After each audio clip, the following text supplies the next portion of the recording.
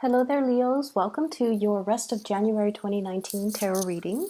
Now, before I go into the reading, I have two announcements I need to make, and I rarely do these announcements, but just bear with me, please. So the first thing here is for those who have been inquiring, I'm no longer giving out private readings. I do have a colleague, her name is Bridget, that I work with, and I trust her skills tremendously. So if you'd like to book a reading for yourself or for anybody that you know, please click on the link in the description box below to get to her website and also the scheduling website so that you can book an appointment with her. She is a psychic. She is very talented, and I've consulted with her over the years, and she is phenomenal. So I highly, highly vouch for her. The second announcement here, I apologize for the delay with your reading. This month has been just a whirlwind of activities for me, and I was not able to do your reading as well as with a lot of the other signs. So this is going to serve for your reading for the rest of January. When I was shuffling out the spread, I saw two images for you. The first is I see a spinning top. Okay, it's spinning and it has like a spiral pattern on it, and it's spinning in circles. And when I was looking at this, I was thinking about, something going around and round and round in circles. It could be patterns of doing, patterns of communication, patterns of like issues and things like that coming up possibly in a relationship. This spread is very relationship oriented, by the way. So it's like we're back to square one. We're going around in circles. It's a merry-go-round. When is this going to improve? When are things going to get better? At the same time, the spinning top also indicates to me a situation where there's a very delicate balance, right? So the top has to, pick up momentum, pick up speed in order to keep spinning. Otherwise, it would kind of topple over. And so there is a balance, a very, very delicate balance of things that you are trying to kind of like gather and keep afloat and keep all your it's almost like keep all your responsibilities, your identities too, as a worker, as a parent, as a lover, as a relationship partner, as a brother, as a sister, whatever it is, these myriad of identities, ways in which you identify yourself and all the things that are important and the people that are important in your life. You're trying to keep everything spinning, keep everything afloat so that things don't topple over. And then it also coincides with the second message. I see a table with like a white linen tablecloth, and there are these flowers. They look like, flowers that somebody gathered from their garden. They're kind of mismatched, a bunch of wildflowers, a rose, some daisies, some I'm also seeing I don't know what they're called, peonies, and just a bunch of wildflower. They're loosely gathered, and then some of them are tied up, and then others are kind of like on the side, okay? So once again, it's all about, handling the things that are important to you, and they're just lying on the tabletop without a vase, without a source of water. So I feel like this is a reminder for you to take care of the things and the people that are very, very important in your life and not neglect them. Okay. So those are the two images. And how do they tie in with this reading? Once again, it is very relationship oriented. And I do see a couple, not only a couple, a very powerful couple. So I have here the King of Wands, and this is the Queen of Wands, okay? So same suit, same energies, which denotes to me some type of a significant relationship. So this is like a couple that's married, a couple that's living together, a couple that is, official, okay? So I feel like for those of you in significant relationships, I feel like there are some communication issues between you and your partner. And it could be very mild, like, somebody thinking that the other person might be looking elsewhere for another relationship. Somebody who might, one or both parties might be attracted to outside relationships. One person wants to have a little bit more fun, date night, going out. Let's plan something to re-inject that passion and the chemistry back into this relationship. And then the other party is just like, oh, I'm too busy. I'll leave it alone. I'll do it another day. So you or your partner might be feeling either of these things. And I feel like somebody wants, to socialize a little bit more, to expand, to do like more date nights, to do more double dates, to hang out with the friends, and let's go out and hang out with our friends. Let's do more social activities. And the other person is a little bit more reclusive. The other person might be a little bit busier with work, with responsibility. So I do see that element coming into the picture. I'm also seeing, even if you're no longer together and you have children, I'm also seeing differences when it comes to parenting style, when it comes to disciplining the children, when it comes to who's taking care of what. I have, if it's like a blended family type of a relationship, it's sort of like, I don't want to overstep my boundaries by disciplining your kids, or, somebody doesn't want to overstep their boundaries when it comes to like parenting, mainly because they don't know what's appropriate. They don't know that they don't want to step on anybody's toes. They don't want to assume the role of the parent if the relationship is new, or if they just don't feel like they have the right to discipline children. Okay, so I see this element here. I feel like there is, if there has been, accusations and things like that about third parties, if there's insecurities about, are you still in love with me? Are you seeing somebody else? Are you attracted to somebody else? I feel like there has been this kind of merry-go-round. This is a recurring situation. This is a recurring conversation that you're having with your partner about like whether or not there is a third party, whether or not you're interested in somebody else outside the relationship. So there has been a little bit of a stalemate. Okay, so this is the card for like bare naked truth, bold, brazen communication that's coming into the picture. And I feel almost like some information is coming to light. You're finding out how your partner feels. You're also finding out, like, if they've been feeling insecure, they're letting it be known to you. And so it's really important for you, if you care about the relationship, to, keep things going, keep things moving, keep things afloat, and to, gather up those flowers and put them in a vase and care for them and protect them and put them near sunlight and allow them, the necessary sunlight, water, whatever it is, in order to nurture it, in order for it to thrive. So regardless, I feel like some of you are in a really beautiful relationship where there is a lot of passion, there is a lot of love, and a lot of the times too, these things tend to get put on the back burner when we are very, very busy with practical responsibilities, work, parenting, just life in general.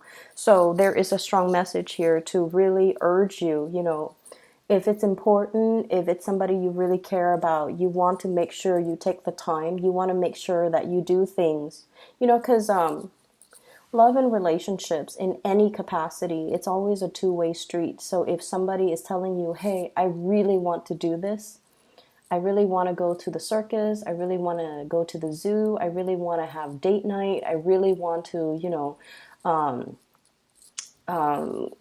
go out to the beach at night and just, stroll along the beach, and you're just like, I don't know if that's the right weather for it, and I don't know if I have the time. But you have to really prioritize the things that matter, and you have to take into account, what your relationship partners want. I feel like some of you have recently gotten out of some type of an argument or some type of a battle with a relationship partner. So it's at that period of time where there's like, passion and that honeymoon phase all over again. It's that, kiss and makeup type of a phase. But then I feel like something has not been completely 100% resolved. So it's sort of like two people who might be arguing, right? And it's like the same issue over and over again. And they go through a period where they're not talking to each other. And then one person kind of gives in and texts or calls the other person. and says like, I miss you. But, and then the other person's like, I miss you too. And there's, kind of like a coming together, making up. But then the underlying issues have not been properly addressed. And so somebody's in a period where they're still, it's like the elephant's still in the room.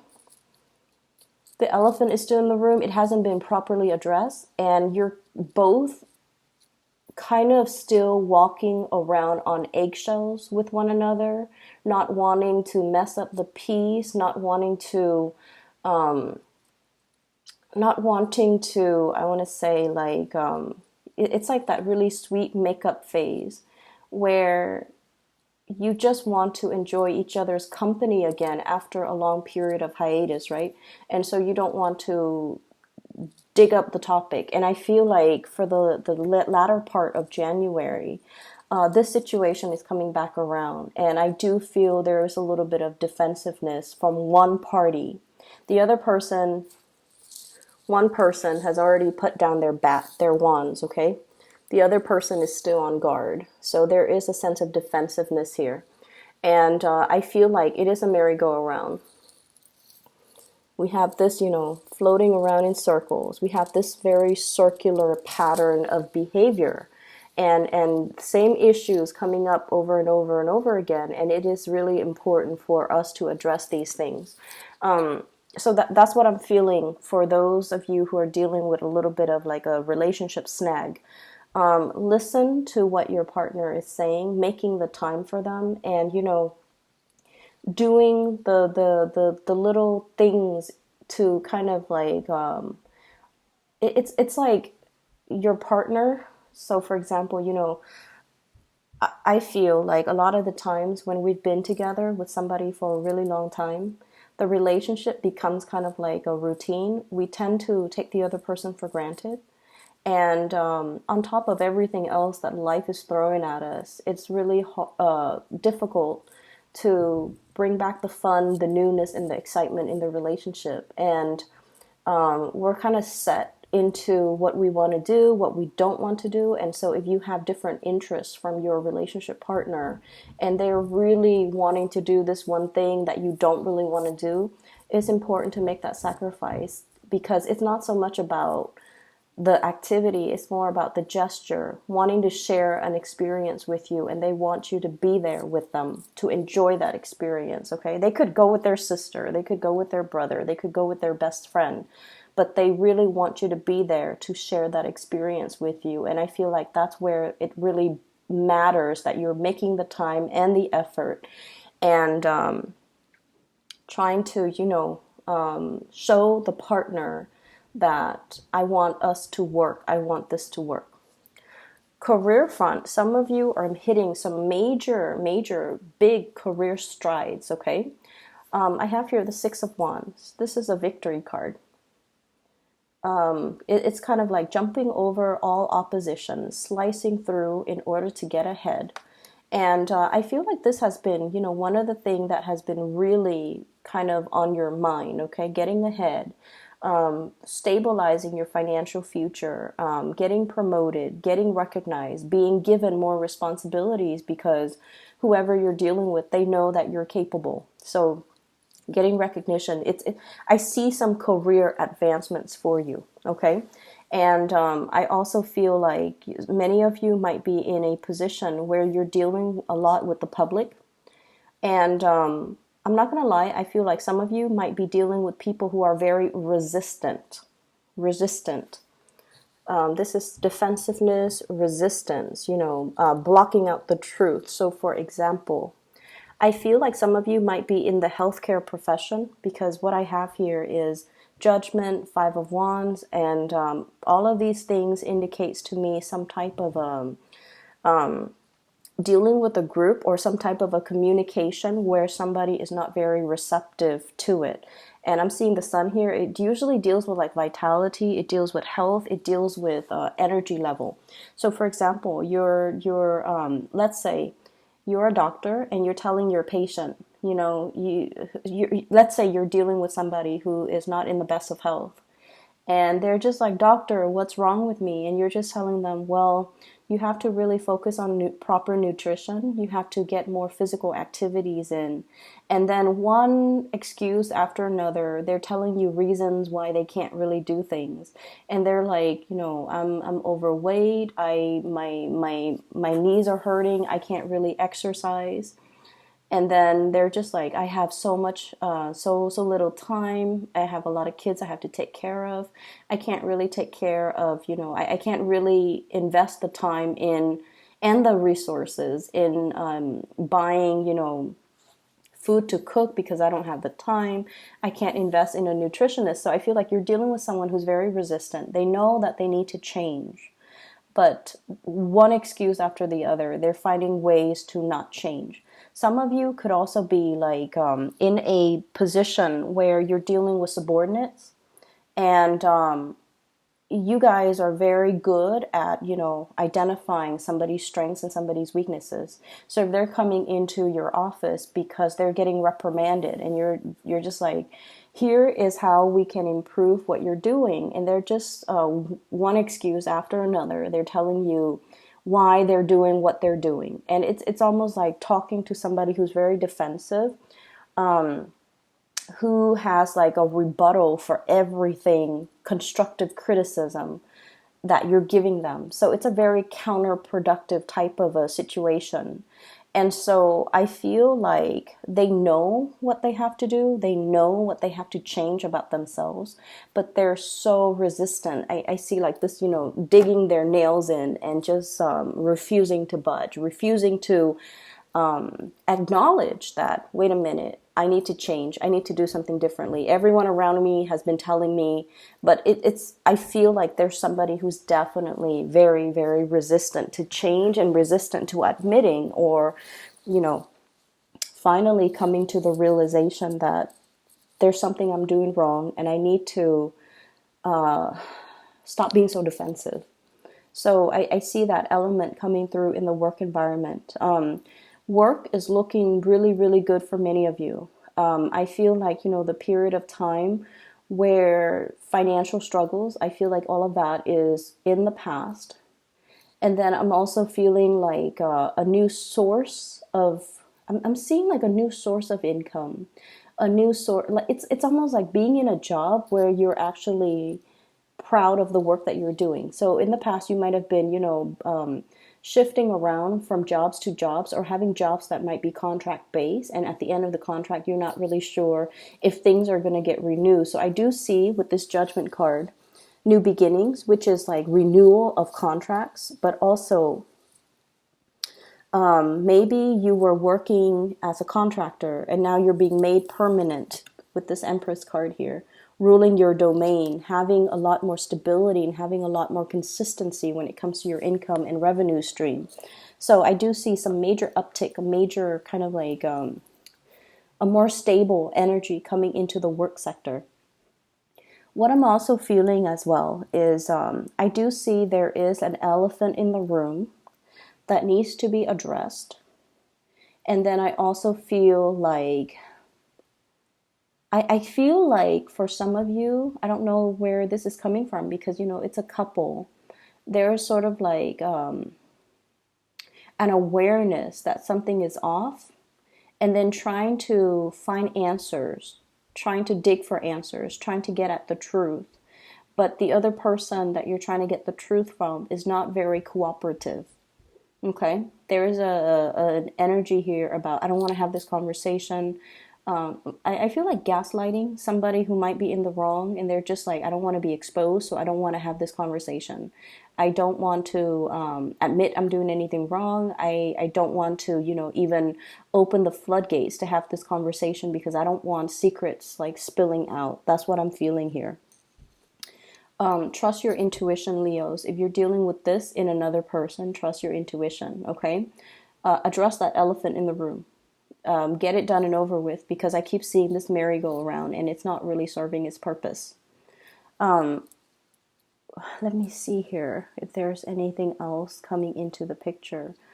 I do sense for some of you here, I feel almost like somebody wanting to like settle down, have a family. Okay, so it's like you or your partner.